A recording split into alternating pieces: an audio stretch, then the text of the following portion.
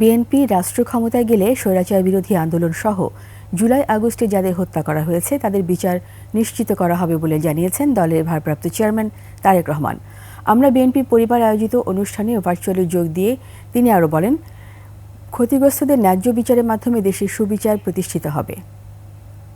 BNP Bangladesh জাতীয়তাবাদী দল, তাকে যদি বাংলাদেশের মানুষ আগামী দিনে সুযোগ দেয় দেশ পরিচালনার, তাহলে অবশ্যই বিএনপির যেরকম রাজনৈতিক কর্মসূচিগুলো আছে সেই কর্মসূচিগুলোর পাশাপাশি অবশ্যই আমাদের সর্বোচ্চ চেষ্টা থাকবে যে বিগত স্বৈরাচার বিরোধী আন্দোলনে যারা ক্ষতিগ্রস্ত হয়েছেন, নির্যাতিত হয়েছেন, যারা শহীদ হয়েছেন, সেই বিভিন্নভাবে যাদেরকে হত্যা করা হয়েছে সেই হত্যাগুলোরও বিচার অবশ্যই ইনশাল্লাহ আমরা করব।